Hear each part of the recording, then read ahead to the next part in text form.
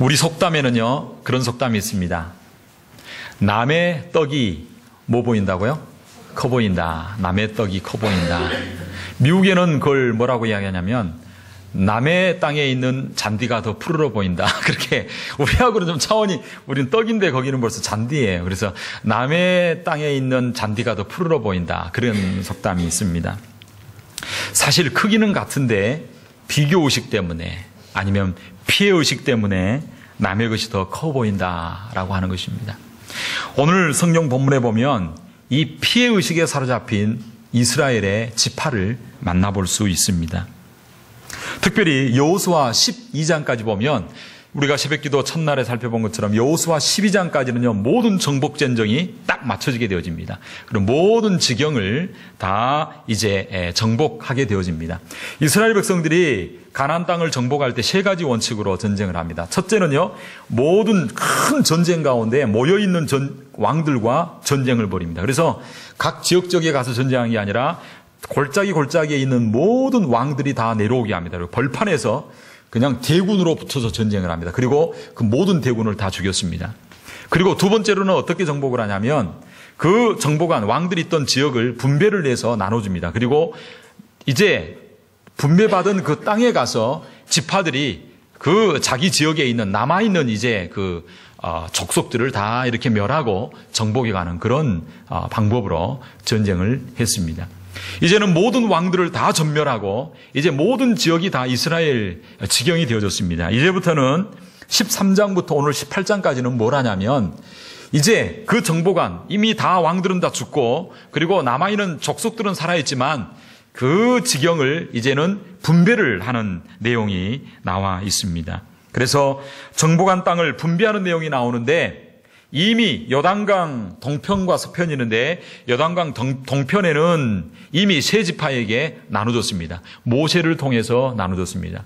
루벤, 갓, 므낫세 반지파. 이 루벤, 갓, 므낫세 반지파에게 이미 땅은 나눠줬고 이제 요단 서편이 남아있는데 이 요단 서편을 이렇게 분배를 하는데 특별히 여호수아 14장 2절에 보면 뭐라고 말하냐면 이 요단 서편을 분배할 때도 어떻게 분배하냐면 나머지 이제 그 지파들이 다 모이게 되어집니다. 9지파 반이 다 모여서 제비를 뽑아서 제비 뽑힌 대로 그 지경으로 가게 되어집니다. 근데 문제는 뭐냐면 처음 제비를 뽑은 지파가 누가 됐냐면 어느 지파가 됐을까요? 이 갈렙을 선두로 하는 이 유다 지파가 와서 그 지경을 가지게 되어집니다. 요단 특별히 서편 지역 가운데 제비를 뽑는데 어느 지파가 와서 제일 먼저 뽑냐면 유다 지파. 갈렙이 소속된 유다 지파가 딱 와서 이야기합니다. 우리가 정말 강한 족속이 있는 헤브론 지역을 내가 그 산지를 내가 정복하겠다. 그렇게 해서 유다 지파가 땅을 먼저 분배받습니다. 그 다음에 두 번째 지파가 제비를 뽑혀서 땅을 분배받는데 어느 지파가 뽑히게 되냐면 어느 지파가 분배를 받게 되냐면 한번 따라합시다. 요셉. 네, 요셉 지파가 이렇게 분배를 받게 되어집니다. 요셉은요 애굽에서 두 아들을 낳았는데 에브라임과 므낫세라고 하는 두 아들을 낳게 되어집니다. 그래서 므낫세는 오른쪽에 이미 분배를 받았음에도 불구하고 이 요셉 지파가 분배를 받아서 에브라임과 므낫세가 분배를 받는데 이 에브라임의 요셉 지파의 대표적인 지도자가 있는데 그 지도자가 누구일까요? 성은 여시오, 이름은 수아라고 하는 이 여호수아라고 하는 이 특별히 요셉 지파 가운데는요 아주 지도자가 있는데 그 지도자가 누구였냐면 바로 그 가운데서 에브라임 지파였던 이 여호수아가 지도자로 있습니다. 그런데 제비를 딱 뽑았는데 하필이면 어떻게 되냐면 이 요단 동편 서편 가운데 제비를 뽑는데 이 유다 지파하고 요셉 지파가 가장 요지의 땅을 차지하게 되어집니다. 가나안 이스라엘 땅 가운데서도 가장 중앙에 있고 가장 기름지고 가장 요지에 있는 땅을 차지하게 되었다라고 하는 것입니다. 그래서 지도를 한번 보시면요. 지도가 나와 있죠. 지도 보면 요단 서편에 보면 루벤, 갓, 므낫세 지파가 땅을 차지합니다. 그런데 요단 서편에 제비를 뽑았는데 하필이면 유다 지파가 그 남쪽의 거의 모든 지경을 뽑게 되어지고 그 다음에 그 가장 중요한 에브라임과 므낫세 이 요셉 지파거든요. 에브라임과 므낫세가 거의 이스라엘 중앙을 기름지고 아름다운 땅을 다 차지하게 되어졌다는 것입니다. 자, 이렇게 되어질 때 남은 7지파 반, 남은 7지파가 이제 나머지 땅을 차지해야 되는데 남은 7지파의 입장에 봤을 때 뭔가가 좀 피해의식이 생기게 되어지는 거예요. 그런데 이런 상황 가운데 오늘 읽었던 18장 말고 17장 바로 앞에 보면 17장 14절에 보면 요셉 지파 사람들이 특별히 에브라임과 므낫세, 이미 므낫세 위에 차지하고 다 차지했는데 이 요셉 지파가 나와서 뭐라 그러냐면 우리가 분배받은 땅이 우리 민족이 거하기에 우리 지파가 거하기에 너무 좁다. 우리가 거하기에 너무 좁으니까 그리고 정복하기도 어려운 사람들이 있기 때문에 다른 땅을 더 달라고 요청을 합니다. 자, 이런 일들을 겪게 되었을 때 다른 지파의 마음이 어땠을까요? 아직 자기들은 땅도 분배받지 않았는데 아직 땅도 분배받지 않은 상황 가운데 이미 분배받은 요셉 지파가 나와서 이야기하기를 더 많은 땅을 달라고 이야기합니다. 이때 나머지 7지파 반은 드러내놓고 말은 할 수 없었지만 마음이 불쾌했고 그리고 무엇보다도 감정이 심히 상하게 되어졌습니다. 그래서 속으로 이런 생각을 했을 것입니다. 야, 저 두 지파는 저 두 족속은 그래도 유명한 지도자들이 있어서 그런가? 갈렙과 같은 지도자, 여호수아 같은 지도자가 있어서 그런 것은 아닌가? 그런 마음을 가지게 되어졌습니다. 그런데 설상가상으로 오늘 읽었던 여호수아 18장 1절에 보면 이스라엘 백성들이 어떻게 하게 되냐면요. 회막을 그 전에 길갈에 있던 장소에서 어디로 옮기게 되냐면 실로라고 하는 장소로 옮기게 되어집니다. 근데 실로가 어디인가? 실로가요. 여기 보면 므낫세 바로 밑에 에브라임이라고 있습니다. 에브라임의 수도가 실로입니다. 다른 말로 하면 에브라임 지파의 지도자가 여호수아인데 여호수아 중심으로 실로의 성소를 옮기게 되어집니다. 이스라엘 백성들이 회막을 옮기고 성막을 그곳의 중심에 친다고 하는 것은 이 회막이 있는 곳이 정치, 종교, 문화 모든 요소의 뭐가 돼요? 핵심이 되어집니다. 다른 말로 하면 서울이 수도가 어디로 옮기게 되냐면 에브라임이 있는 곳으로 옮기게 되었다라고 하는 것입니다. 그래서 실로로 옮기게 되어집니다. 사랑하는 성도 여러분, 나머지 7지파 반 입장에 봤을 때 아직 땅도 차지한 것 하나 없는데 이런 일들이 나게 되었습니다. 그때 7지파 반이 어떻게 행동하냐면 오늘 본문 읽었던 3절에 이렇게 말하고 있습니다. 성경 3절 말씀에 보면 이렇게 말합니다. 여호수아가 이스라엘 자손에게 이르되 너희가 너희 열조의 하나님 여호와께서 너희에게 주신 땅을 취하러 가기를 따라합시다. 어느 때까지? 지체하겠느냐? 왜 지체하느냐? 나머지 7지파가 이제는 마음이 상해가지고 더 이상 뭔가 하려고 하지 않습니다. 여기서 지체하다라고 하는 말의 의미가 뭐냐면 늦추다, 게으름을 피우다, 차일 피일 미루고 머뭇거리다라고 하는 의미가 있습니다. 그것도 마음이 상해서 의도적으로 미루고 있습니다. 지체하고 있습니다. 왜 머물거리고 있었습니까? 왜 나머지 7지파 반은 핑계를 대고 주저앉아 있습니까? 왜 나머지 지파는 땅을 정복하려고 하는 열정을 잃어버리고 지체하고 있습니까? 이들이 땅을 정복하는 일을 주지하고 있었던 이유가 무엇이겠습니까? 다른 지파가 이미 땅을 분배받은 지파가 이미 자기 땅을 차지했기 때문에 이제 도와주지 않는 것입니까? 나중에 살펴보면 책임을 지고 서로 동편 지파들이 선봉에 서서 전쟁을 했다라고 나와 있습니다. 도와주려고 하는 그런 일이 없었습니다. 아니면 더 이상 전쟁을 하고 싶지 않는 마음 때문에 전쟁에 대한 두려움과 염려 때문에 주저앉아 있었습니까? 앞뒤 좌우를 살펴보면 그런 것도 아니었습니다. 그렇다면 왜 7지파 반이 머뭇거리며 지체하며 있었을까요? 그것은 바로 다른 지파에 대한 피해의식 때문이었습니다. 다른 지파는 이미 좋은 땅을 다 차지해버리고 말았습니다. 그에 비해서 자기들이 함께 전쟁하고 함께 싸워왔는데 자기들이 한 노력만큼 합당한 대가가 자기들에게 돌아오지 않았다라고 하는 느낌이 그들에게 왔다라고 하는 것입니다. 그래서 이들은 자포자기하는 마음으로 아마 그런 마음을 가지고 있었을 것입니다. 야, 그래 너희들끼리 다 해먹어라. 다 해먹어라. 우리는 그냥 가만히 있겠다. 지체하고 있겠다. 우리는 그냥 이곳에 있겠다. 굳이 힘들게 그거 하냐? 봐라, 땅 좀 봐라. 저렇게 다 찾아야 하고 나서 나머지 찌끄러기 우리에게 먹으라고 이야기하느냐? 아마 이런 마음들이 그들 가운데 있었을 것입니다. 사랑하는 성도 여러분, 피해의식이라는 것이 무엇일까요? 그것은 내가 최선을 다했는데 어떤 부당한 일 때문에, 부당한 사람 때문에 합당한 대가가 나에게 돌아오지 않는 것을 피해의식이라고 이야기합니다. 사람들은 이 피해의식이 찾아오게 되어지면 어떤 일이 일어나게 되냐면요, 모든 일에 불만을 품습니다. 그리고 피해의식이 심해지게 되면 나는 아무것도 못해 라고 하는 자기 비하가 찾아오게 되어집니다. 그리고 다른 사람들을 시기하고요, 그리고 분노하고 증오하는 마음을 가지게 된다라고 하는 것입니다. 그래서 피해의식을 가지면요, 두 가지 성향이 나타납니다. 하나는 외향적으로 나타나고요, 하나는 내향적으로 나타납니다. 외향적으로는요, 공격 심리가 나타납니다. 그래서 책임을 다른 사람에게 돌립니다. 부모 탓하고요, 환경 탓하고요, 세상을 탓합니다. 그래서 남들에게 짜증내고 신경을 냅니다. 다른 사람을 원망하고 불평합니다. 적개심을 가지고 증오합니다.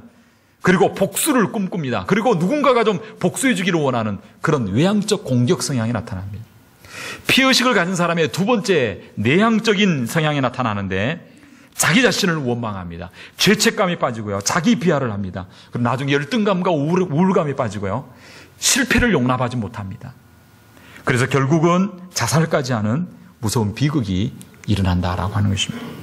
사랑하는 성도 여러분, 오늘 본문에 나오는 7지파는 피해의식에 사로잡혀서 자기들에게 주어진 사명을 중단해버리고 말았습니다. 그래서 이런 환경 가운데 있을 때 하나님은 그들을 가만두지 않았습니다. 하나님께서 나타나셔서 말씀하십니다. 뭐라고 말씀하십니까? 오늘 본문 3절에 보면 그렇게 말합니다. 어느 때까지 너희가 지체하고 있겠느냐? 하나님께서 주신 땅인데 어느 때까지 지체하겠느냐? 정복하라, 그리고 차지하라 라고 말씀하고 있습니다. 우리도 이 땅 가운데 살아가다 보면요, 시시때때로 이 부정적인 마음이 찾아옵니다. 특별히 피해의식이 찾아옵니다. 주보에 보면 그 글자를 잘못 쳤습니다. 패배의식이 아니라 피해의식입니다. 우리가 어떻게 해야 이 부정적인 마음을 극복하고 하나님께서 주신 약속의 땅을 취하며 정복하는 삶을 살 수 있겠습니까? 그렇게 하려면 우리가 정말 이것을 극복하고 행복하고 아름다운 삶을 살려면 첫째로 어떻게 해야 되냐면, 따라합시다. 우리에게 주어진 땅이 아무리 부족해도 하나님께서 뭐 하신다고요? 내가 가지고 있는, 내게 주어진 땅이 아무리 부족해도 하나님께서 주신 것임을 확신해야 됩니다. 따라합시다. 하나님께서 주셨습니다. 오늘 본문의 3절을 보면 나머지 7지파에게 말합니다. 너희는 왜 그 땅을 차지하지 아니하고 지체하고 있느냐? 속히 올라가서 그 약속의 땅을 차지하라. 그러면서 하나님께서 말씀해 주고 있습니다. 사랑하는 7지파 반들아, 그 땅이 아무리 작아 보일지라도, 그 땅이 아무리 보잘것없어 보일지라도, 무엇보다도 너희 보기에 그 나머지 땅이 아무리 부족해 보일지라도 그 땅은 열조에게 약속한 땅이요, 그 땅은 열조가 그토록 바라고 꿈꾸던 땅이요, 바로 그 땅은 내가 너희에게 준 땅이다 라고 하는 것입니다. 따라합시다. 내가 너희에게 준 땅이다. 그 땅은 여호수아가 인간적인 감정으로 차별해서 준 땅이 아니었습니다.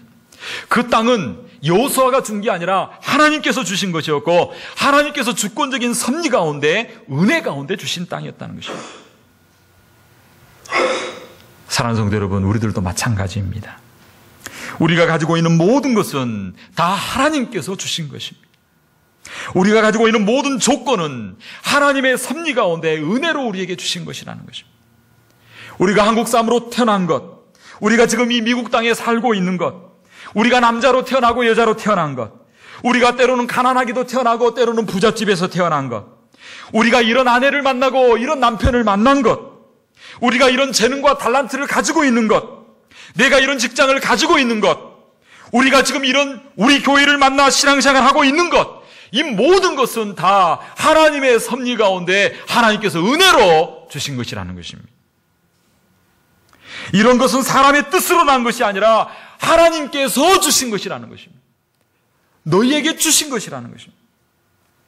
하나님께서 주신 것이기에 우리가 가지고 있는 조건과 환경에 대해서 불평하거나 원망해서는 안 됩니다. 하나님께서 주신 것이기에 다른 사람과 비교하거나 다른 지파와 비교해서는 안 된다는 것입니다. 하나님께서 주신 것이기에 그것이 축복임을 알고 그것을 아름답게 받아야 된다는 것입니다. 하나님께서 주신 것이기에 감사함으로 받고 그것을 정복하고 그것을 개척할 수 있어야 한다는 것입니다. 야이아 헤릅스트라고 하는 사람이 피해의식 심리학이라고 하는 책을 썼습니다. 이 책에 보면요, 우리가 피해의식을 벗어나는 몇 가지 방법이 있다고 합니다. 첫째로는 자기 자신을 인정하고 사랑하라는 것입니다. 내게 주어진 모든 조건에 대하여 하나님께서 주신 것이기에 인정하라. 하나님, 내 자신을 인정하라. 내가 태어난 걸 인정하라. 내가 이렇게 태어난 것을 인정하라. 내 눈이 이렇게 작은 거 인정하고 억지로 막 그걸 바꾸려고 막 애쓰고 하지 말고 내가 이런 체질로 태어난 거, 이런 환경 태어난 거 인정하고 사랑하라. 내 자신을 인정하고 사랑하라. 둘째로 과거의 경험을 긍정적으로 받아들이라. 내가 어디서 태어났고 어떤 교육을 받고 어떤 환경 가운데 살아오는 것, 그것을 긍정적으로 받아들이라. 하나님께서 주심을 알고 긍정적으로 받아들이라는 거예요. 세 번째로는 내 안의 고정관념을 대면하라. 내 안에 있는 고정관념, 내가 지금까지 알고 있었나, 내가 지금까지 만들어왔던 내 자신을 극복해 나가라는 거예요. 그것 가운데 패배하지 말고 대면하고 극복해 나가라는 거예요. 근데 문제는 알고 있으면서도 우리 힘으로 이것을 잘 극복해 나갈 수 없다는 것입니다. 선악과를 따먹고 범죄한 인간은 죄성을 가지고 있기 때문에 늘 남과 비교하면서 피의식을 가지고 살 수밖에 없다는 것입니다. 가인이 그랬습니다. 똑같이 하나님 앞에 제사를 드렸습니다. 아벨의 제사는 받았는데 자기의 제사는 받지 않는 거예요. 비교해서 피의식을 가지게 된 거예요. 그래서 결국은 동생을 증오하면서 들에서 쳐 죽이고 말았다는 것입니다. 하나님께서는 우리가 이런 삶을 살기를 원하지 않으십니다. 우리의 죄성을 극복하고 내게 주어진 삶을 아름다운 삶으로 만들어갈 수 있는 저와 여러분들이 되기를 원하셨습니다. 그래서 우리 힘으로 할 수 없기에 하나님께서는 하나님의 독생자 예수 그리스도를 보내주셨습니다. 그분께서 우리의 모든 죄값을 담당해 주시고 죄값을 치러 주시고 우리의 죄의 성품과 마귀를 이길 수 있는 능력을 허락하여 주셨습니다.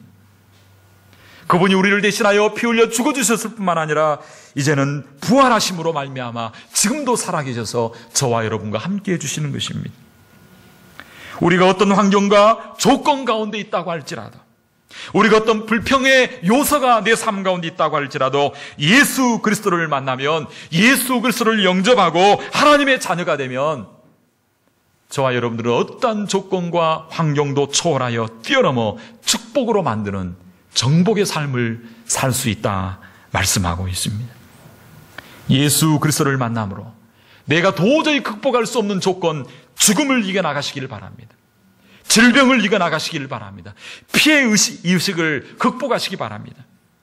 그래서 이러한 문제를 넉넉히 이기고 정복해서 아름다운 삶, 축복의 삶이 되어야 될 줄로 믿습니다. 둘째로 우리는 어떻게 해야 이 부정적인 피해의식을 극복하고 하나님께서 주신 약속의 땅을 정복하는 삶을 살 수 있겠습니까? 그렇게 하려면 둘째로 우리는 하나님이 주신 땅에 대한, 따라합시다, 축복의 그림을 그리라. 이제 내게 주어진 삶 가운데서 어떻게 해야 되냐면요, 축복의 그림을 그려야 돼요. 여러분 노트로 아름다운 그림을 그리시기 바랍니다. 여러분의 인생의 그림을 그리시기 바랍니다. 오늘 본문에 보면 하나님께서 여호수아를 통해 정복 사업에 소극적이었던 7지파 반을 불러 모으시고 말씀하십니다. 3절에 말씀했습니다. 이제 4절 5절에 보면 뭐라고 말씀하고 있냐면 구체적으로 행동 지침을 말해 주십니다. 4절 5절 읽어보면 그렇게 말합니다. 매 지파별로 3명을 선정해라. 그리고 그 3명을 선정해서 이제는 일어나 그 땅에 가서 두루 다니며 그 받을 기업에 대한 뭘 그리라 그러냐면 따라 그림을 그리라 라고 말씀하고 있습니다. 그러면서 또한 그들에게 당부합니다.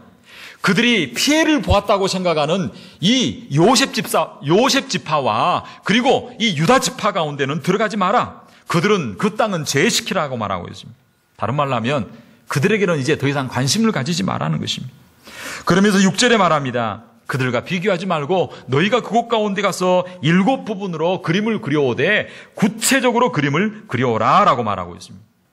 그리고 7절에는 뭐라고 말씀하고 있습니까? 우리 읽어보지 않았지만 또 어느 지파를 언급하고 있습니까? 어느 지파?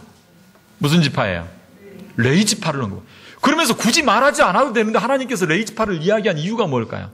뭐라고 말하냐면 레위 지파 그들은 분깃이 없다. 너희들은 좋은 땅을 가지지 못했다고, 넓은 땅을 가지지 못했다고 불평하지만 레위 지파를 봐라. 그들은 땅도 분배받지 않았어. 그들은 내가 친히 그들에게 분깃이 되어주기 때문에 그들은 땅도 없는 그런 지파다라고 이야기하고 있는 것입니다. 하나님께서는 왜 7지파에게 그림을 그려오라 하면서 이런 말씀을 하셨을까요? 그 이유가 뭘까요? 하나님께서는 각 지파마다, 각 사람마다 가장 알맞게, 그리고 가장 다양하게, 그리고 적절하게 기업을 주었고 달란트를 줬다라고 하는 것입니다. 그러므로 피의식을 갖지 말고 주신 땅을 그려오는 일에 최선을 다하라 말씀하고 있습니다. 사랑하는 성도 여러분, 그림을 그려오되 하나님께서는 그저 대충 그려오지 말고 구체적으로 그렇게 말씀하고 있습니다. 그러면 그려온 대로 다 너희에게 뭐 하겠다고요? 주겠다는 것입니다. 따라합시다. 그림을 그린 대로 주겠다. 할렐루야. 참 얼마나 우리 하나님 감사한지, 그러면서 얼마나 세밀하고 섬세하게 이스라엘 백성들을 사랑하시는지 알 수 없습니다. 사랑하는 성도 여러분, 우리가 이 땅 가운데 살아가면서 부정적인 마음인 피의식을 극복하고 하나님이 주신 축복을 받아 누리기 위해서는 어떻게 해야 될까요? 우리에게 주어진 조건과 환경에 대하여 먼저 감사하시기 바랍니다. 할렐루야. 남편에 대해서 감사하고 따라합시다. 남편님 감사합니다. 우리 정호 형제 올라왔는데 특별히 또 정호 형제 한번 따라합시다. 아내님 감사합니다. 네, 이렇게 좋은 신부를 만나게 해주시다니, 이렇게 좋은 신랑을 어디 숨겨뒀다가 꼭 숨겨뒀다가 하나님의 때에 만나게 해주셔서 이렇게 아름다운 가정을 이루게 해주시다니 감사합니다. 할렐루야. 고백해야 됩니다. 우리 자녀가 태어날 때도 자녀 태어나 주셔서 너무나 고맙다. 뭘 못해서 잘해서가 아니라 진짜 태어나 준 것만 해도 너무나 고맙다. 할렐루야. 그런 고백을 가지게 되면 얼마나 기대가 되고 소망이 넘쳐요. 그러면서 거기에 대해서 한 단계 더 넘어서 주어진 조건 환경에 대해서 감사할 뿐만 아니라 꿈을 꾸고 그림을 그리고 하나님 앞에 나아가는 것입니다. 그림을 그리라고 하는 것은 바로 구체적인 비전을 가지라는 것입니다. 목표와 사명을 가지라는 것입니다. 피의식에 사로잡히면요, 꿈이 없어집니다. 피의식에 족이 되면요, 아름다운 삶을 살 수가 없습니다. 우리는 하나님의 사람들입니다. 예수 그리스도를 믿는 사람들입니다. 하나님의 종들은, 하나님의 사람들은 비전의 종들이 되어야 되는 것입니다.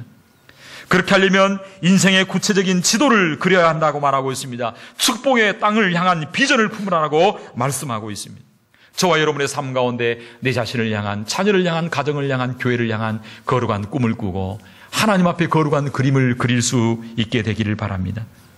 리더십의 대가인 존 맥스웰은 이렇게 말했습니다. 성공하는 사람과 실패하는 사람의 특징이 있다. 성공하는 사람은 삶의 목적이 있고 비전이 있다. 그러나 성공하지 못한 사람은 현재만 보고 지금만 보는 사람들이다 라고 말했습니다. 목표를 가지고 사는 사람은요, 발걸음이 다릅니다. 당당합니다. 목표가 있기 때문에. 비전을 가지고 있는 사람은요, 사고방식이 다릅니다. 비전이 있기 때문에 환경 가운데 눌리지 않습니다. 사랑하는 성도 여러분, 하나님께서 우리가 구체적인 축복의 그림을 그리기를 원하십니다. 삶의 목표를 가지시기를 원합니다. 연세가 많이 들었다고 걱정하지 마시기 바랍니다. 앞으로 남은 생에 그림 그린 대로 하나님께서 주실 줄로 믿습니다. 올 한 해 얼마 남지 않았습니다. 우리 삶 가운데 영적 생활을 한번 뒤돌아보시기 바랍니다. 예배 생활, 말씀 생활, 전도 생활, 기도 봉사 생활에 대해서 살펴보시면서 구체적으로 어떻게 하겠다, 하나님 앞에 그림을 그려보시기 바랍니다. 개인적으로 가정에 대하여, 자녀에 대하여, 사업에 대한 그림을 그려보시기 바랍니다. 하나님이 사업을 통하여 주님의 영광을 드러내기를 원합니다. 그런 구체적인 그림을 그릴 때에 부정적인 마음을 극복하게 되어지고 하나님께 주신 약속의 땅을 기름진 땅으로, 옥토의 땅으로, 아름다운 땅으로 만들어가는 역사가 일어나게 될 줄로 믿습니다. 오늘 예배드리는 성도님들 가운데, 앞으로 생애 가운데 이러한 삶이 되어서 축복의 통로가 되기를 주의 이름으로 축복합니다.